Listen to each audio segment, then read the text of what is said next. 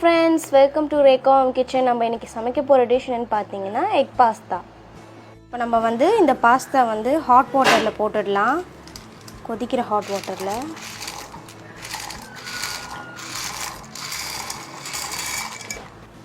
இப்போ இத நல்லா mix பண்ணிக்கலாம் நம்ம.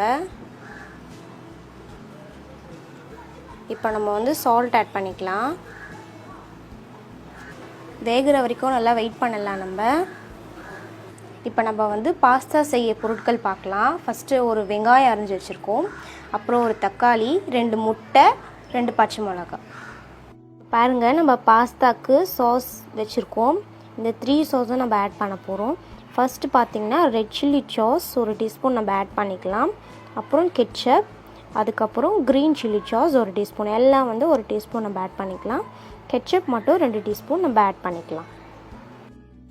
இங்கே பாருங்கள், எங்கள் வீட்டு மாடியில் நாங்கள் புதினா செடி நட்டு வச்சுருக்கோம். இவ்வளோ அழகாக இருக்குன்னு பாருங்கள். இப்போ தான் வளருது அது.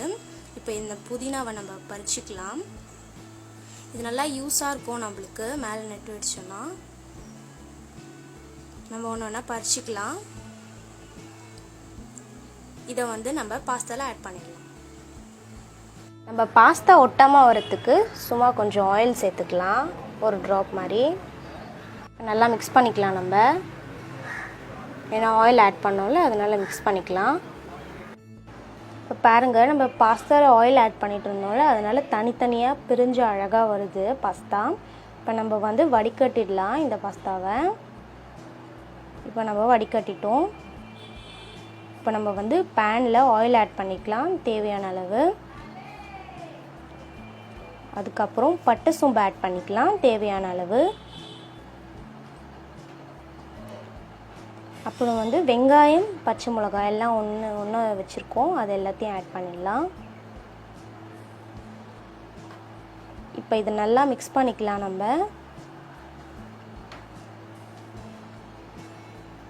இப்போ வந்து 1/2 டீஸ்பூன் சால்ட் ஆட் பண்ணிக்கலாம்.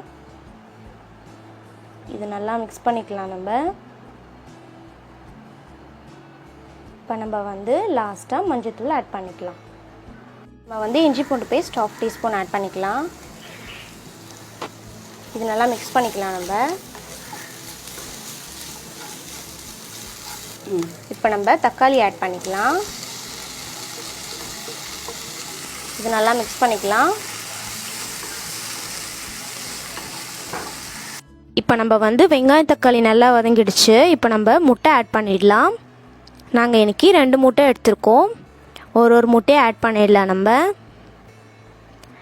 பாருங்கள், நம்ம இன்னொரு முட்டையும் ஆட் பண்ணிடலாம். இந்த முட்டையில் இருக்கிற நீச்சு ஸ்மெல் போகிற வரைக்கும் நம்ம நல்லா மிக்ஸ் பண்ணிக்கலாம். பாருங்கள், நல்லா நம்ம மிக்ஸ் பண்ணிக்கலாம். நம்ம வந்து முட்டை சேர்க்காம கூட செய்யலாம், உங்கள் சாய்ஸ் தான். இப்போ நம்ம வந்து ரெட் சில்லி பவுடர் ஆட் பண்ணிக்கலாம். இது நல்லா மிக்ஸ் பண்ணிக்கலாம் நம்ம. நம்ம வெங்காயம் தக்காளி முட்டை எல்லாம் வதங்கிடுச்சு. இப்போ நம்ம பாஸ்தா ஆட் பண்ணிடலாம். பாஸ்தா ஆட் பண்ணிவிட்டு இப்போ நல்லா மிக்ஸ் பண்ணிக்கலாம் நம்ம. இப்போ வந்து நம்ம க்ரீன் சில்லி சாஸ் ஒரு டீஸ்பூன் ஆட் பண்ணிக்கலாம். அதுக்கப்புறம் ரெட் சில்லி சாஸ் ஒரு டீஸ்பூன் ஆட் பண்ணிக்கலாம். இது நிறைய ஆட் பண்ண வேண்டாம். அப்புறம் கெட்சப் கொஞ்சம் ஆட் பண்ணிக்கலாம்.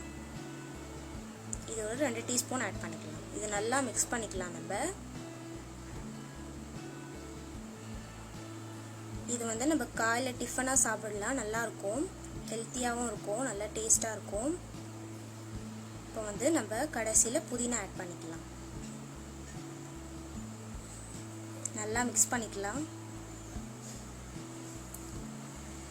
இப்போ பாருங்கள், நம்ம பாஸ்தா ரெடி ஆயிடுச்சு. இந்த வீடியோ பிடிச்சிருக்கவங்க லைக் பண்ணுங்கள், சப்ஸ்கிரைப் பண்ணுங்கள், எங்கள் சேனலில் மறக்காமல் சப்போர்ட் பண்ணுங்கள். தேங்க்யூ ஃபார் வாட்சிங்.